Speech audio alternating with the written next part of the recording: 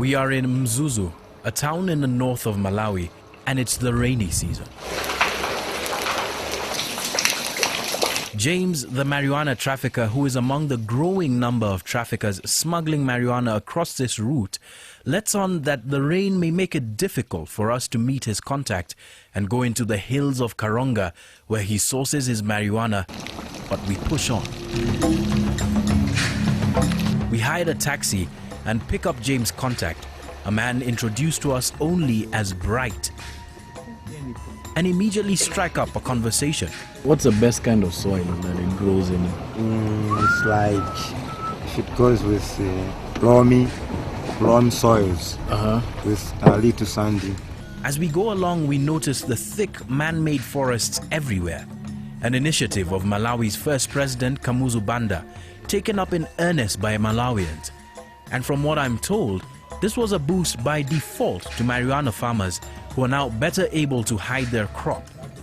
Soon we reach a point where our taxi can go no further. So Bright, who's going to be taking us up to the mountain, says that we have to walk about an hour and a half over this hill and round the back and then up again. Of course, this being for the reason that, marijuana isn't exactly a cash crop that many people would like to see growing right next to the road. So it's going to be a long walk. And so begins the climb. I had underestimated just how far up the hill this farm was. Close to 3 hours later, we get to a clearing on top of a hill and from a distance see what seems to be a small family working around a drying table, sorting out tobacco leaves. But as we get closer, we see that this is hardly tobacco that this woman and these children are sorting out. She is the wife of a well-known marijuana farmer in Karonga, but he's away for the afternoon, so she asks Bright to speak on his behalf as we wait for him to return. Bright joins them at the sorting table and samples for himself fresh marijuana produce from the table. My first question, how many days worth of harvesting is this? It depends on how many are you, but if there's 2 people, they can pluck it within 2 hours. And what quantity of marijuana can be produced for sale from this table? This is approximately 50 cups. Should be more than 50 cups. A cob, like the one we saw in James's room, is what the people here use to pack marijuana. The farmers collect purely smokable marijuana and pack it into dried banana leaves and tie them up. Thus, in appearance, they look similar to maize cobs. In Kenya and Tanzania, marijuana is packed along with the sticks and seeds in brown papers and called stones. The stones are usually cylindrical and are about the size of a roll of toilet paper. At market, in the street, it's almost 300 each. 300 kwacha is the shilling equivalent of about 200 shillings. Quite a find for a drug trafficker like James. Part of the appeal of marijuana to the people that smoke it, and there are many, is the fact that it's cheap. For instance, if this bud were to be rolled into a cigarette, it would cost anywhere between 20 shillings and 100 shillings, which is far cheaper than any of the other drugs in Kenya like cocaine or heroin. Now add that to the fact that from this, a drug dealer could make about 5 times the amount of profit than what he put in it, then you have a really, really solid business plan. A benefit that even at the low price of 200 shillings is passed on to the farmer. We buy some fertilizers.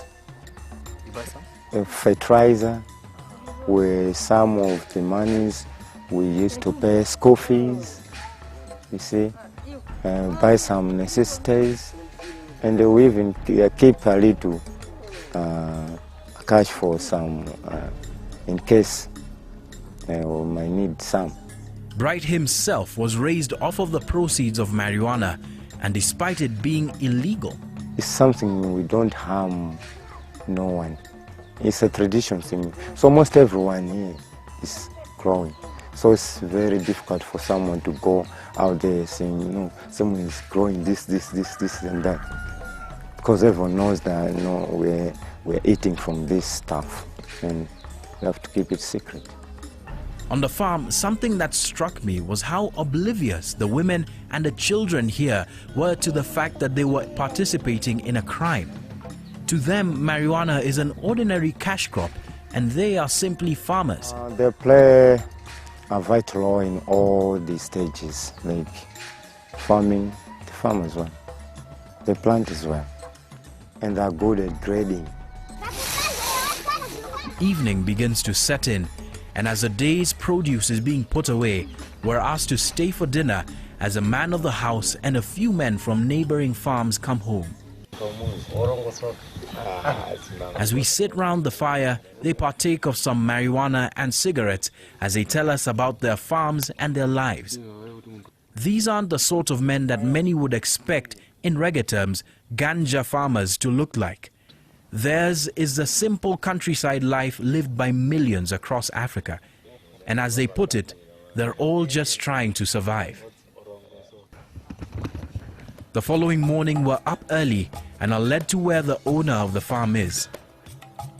Peter is a small, pleasant man, and as it is harvesting season, he's sorting out the plants that won't bear any buds. He's been doing this for the past 27 years. Off of the profits of marijuana, he's able to support 3 wives and pay for the school fees of his 6 children. And business is good.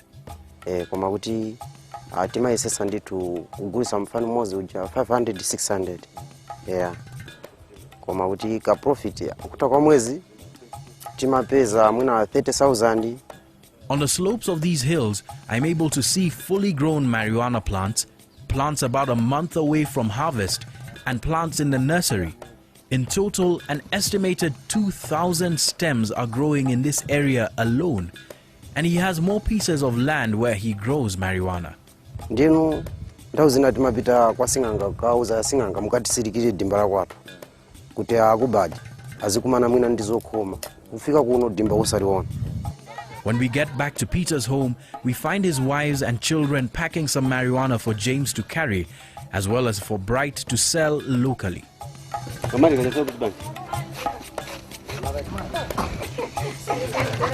Back at our hotel, James packs up the cobs he has bought on this trip. How many are those? 50 cobs. Yeah.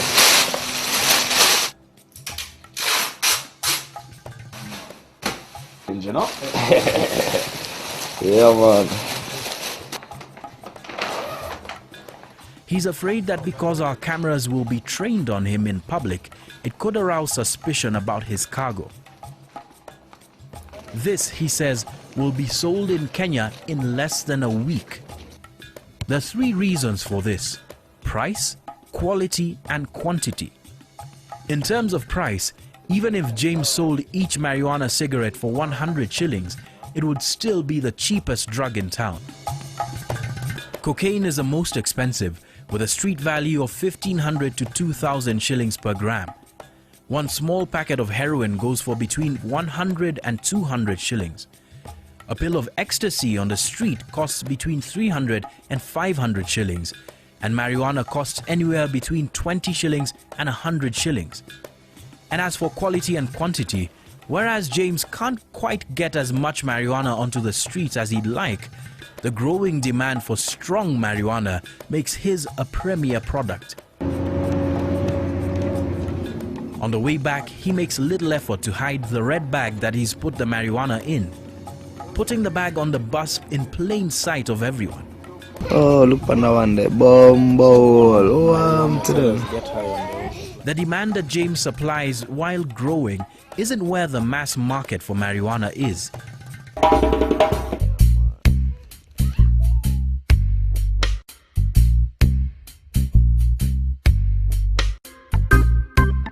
Kenya's informal settlements, fed by local producers, are where marijuana is in plenty. We go to Mount Kenya to examine this supply line for ourselves.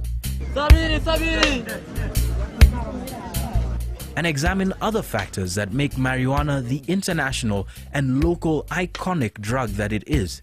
Miss Indian Kush, alini push, ni disperse seeds zake, ni wapedush. And look at the downside to getting high. Apart from marijuana, because I was even using cocaine and changa. John Allen Namu for NTV Investigates.